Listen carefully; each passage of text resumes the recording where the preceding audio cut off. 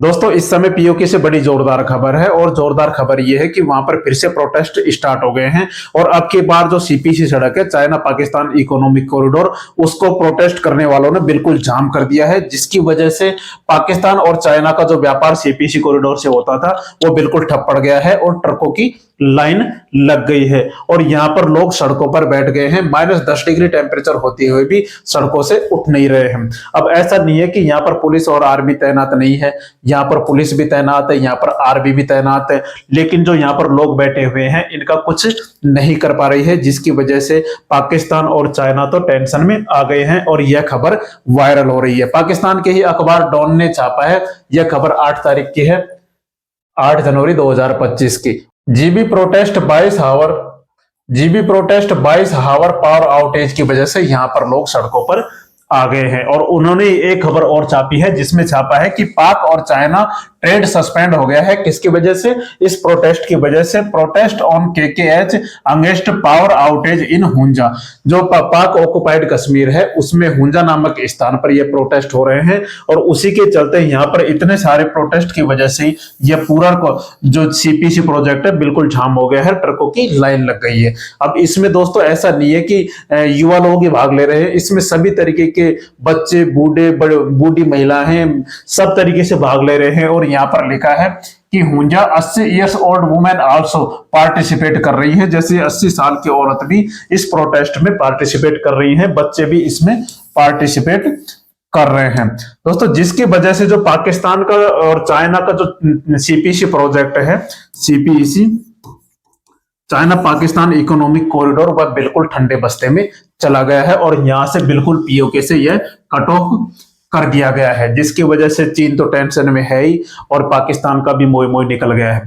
अब दोस्तों हम देखें कि यह हुंजा पड़ता कहां है और कहां पर यह सबसे प्रोटेस्ट हो रहे हैं। दोस्तों जैसे देखें कि यह भारत का हिस्सा है पीओके, पाक ऑक्युपाइड कश्मीर, जो अभी पाकिस्तान के कब्जे में है। इसको हम अगर बड़े नक्शे में देखें तो इसको हम बड़ा करते हैं तो इस तरीके से यह दिखता है। जो गिलगिट बाल्टिस्तान का क्षेत्र है वहां पर यह है और हुंजा सबसे ऊपरी स्थान पर पड़ता है।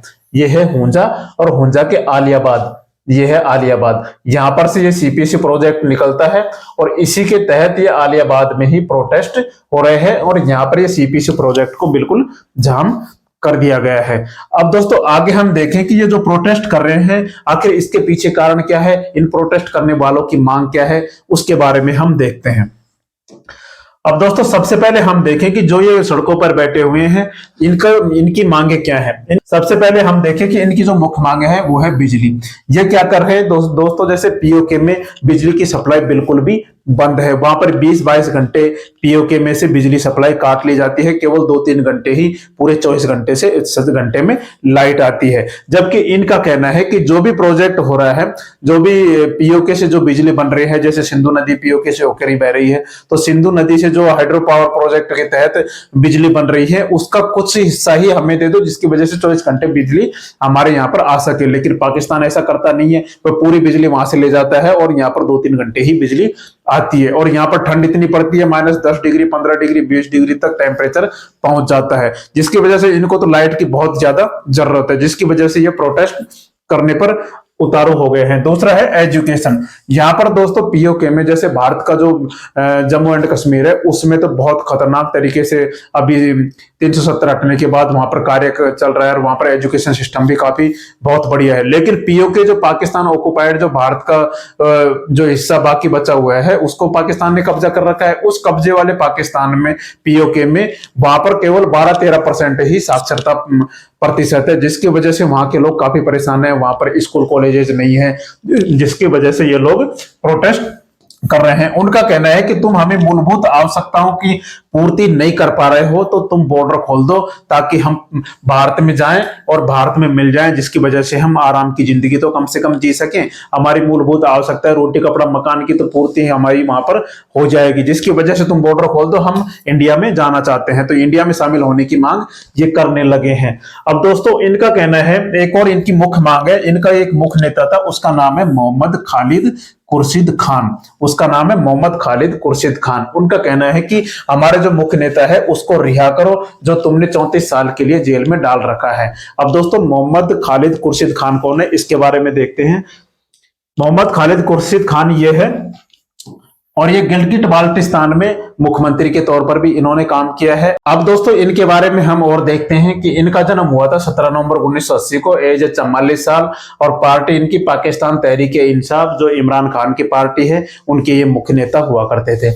और हम देखें कि चीफ मिनिस्टर के तौर पर इन्होंने गिलगिट बाल्टिस्तान में कब कब काम किया है, 2020 से 2023 के बीच इन्होंने काम किया है। यूनिवर्सिटी ऑफ लंदन में इन्होंने पढ़ाई की है। और ये जो गिलगिट बाल्टिस्तान है, पीओके है, उसके ये मुख्य नेता माने जाते थे, वहां के लोगों की भलाई के लिए काम करते थे। तो उनका ये मुख्य कहना है कि हमारे जो नेता है उनको जेल से रिहा किया जाए। अब दोस्तों ये वही लोग हैं, ये जो लोग हैं, जो वही लोग हैं जो पिछले साल जैसे मई जून में जो प्रोटेस्ट हुआ था, जैसे हम देखें कि मई जून में जो प्रोटेस्ट हुआ था उस इन्होंने मुख्य भूमिका निभाई थी। जैसे हम देखें कि यह प्रोटेस्ट पहले मई जून में भी हुआ था।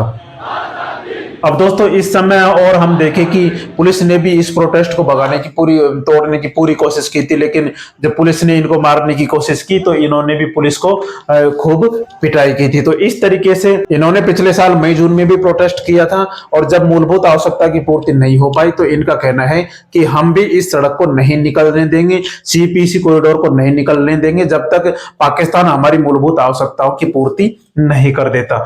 अब दोस्तों आगे हम देखें, ये जो सीपीसी कॉरिडोर है जो भारत के पीओके से निकल रहा है, तो सबसे बड़ी गलती तो हमारी ये है कि इस पीओके, जो भारत का पीओके है, पाक ऑक्युपाइड कश्मीर, जो भारत का अभिन्न अंग है, इससे हमें निकलने ही नहीं देना चाहिए था।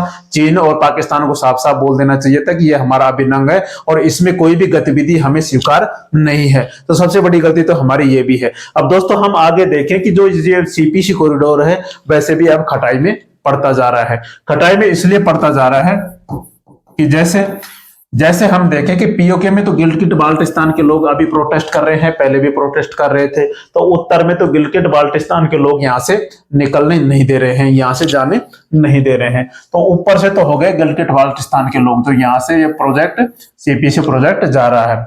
मध्य में देखें, मध्य में तहरीक तालिबान के लोग और चाइनीज लोगों को चुन चुन के मार रहे हैं, और वो चुन चुन के मार तो रही हैं। और पाकिस्तान के भी अभी हमने देखा कि 2 चौकियों पर उन्होंने कब्जा कर लिया था। पाकिस्तान ने भी तालिबान वालों ने आमने सामने की लड़ाई लड़ना स्टार्ट कर दिया है। तो दोस्तों यहां से देखिए तो यहां से ये ब्लॉकेज लगाए बैठे हैं, और इधर जो बलूचिस्तान का ये भाग है पाकिस्तान का, तो बलूचिस्तान तो वैसे ही चाइना के खिलाफ है, तो यहाँ भी बलूचिस्तान के लोग, बलोच लिबरेशन आर्मी है, वो चाइनीज लोगों को चुन चुन कर मार रही है।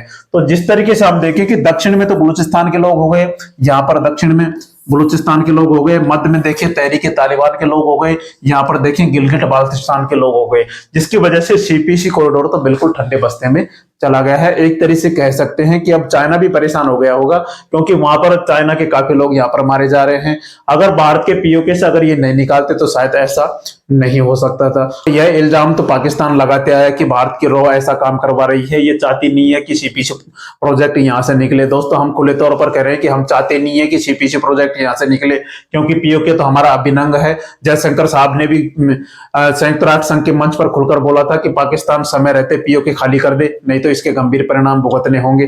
तो इस तरीके से दोस्तों जो प्रोटेस्ट कर रहा है वो हमारे लिए तो बहुत अच्छी बात है, ये प्रोटेस्ट चलता रहे, सीपीसी कॉरिडोर बिल्कुल ही बंद हो जाए। अब दोस्तों हम देखें कि जैसे हमने आपको पिछले वीडियो में बताया था कि ये पीओके कैसे बना था, इसकी हिस्ट्री क्या है, भारत पीओके को वापस कैसे ले सकता है, अभी तक भारत ने पीओके वापस क्यों नहीं लिया, इसके पीछे क्या कारण थे, और सीपीसी कॉरिडोर के बारे में हमने विस्तार से चर्चा इस वीडियो में की हुई है। आप वहां जाकर यह वीडियो देख सकते हैं, हम डिस्क्रिप्शन में इसका लिंक डाल देंगे। दोस्तों इस तरीके से पीओके में अभी भारत बहुत अग्रेसिव नीति अपना रहा है, और हो सकता है कि जल्दी से जल्द पीओके भारत का हिस्सा बन जाए। दोस्तों जानकारी आपको अच्छी लगी हो, चैनल को लाइक करें, सब्सक्राइब करें और कमेंट करके बताएं कि पीओके में अभी और क्या क्या हमें करना चाहिए, जिसकी वजह से पीओके जल्दी से जल्दी भारत में मिल सके। जय हिंद, जय भारत।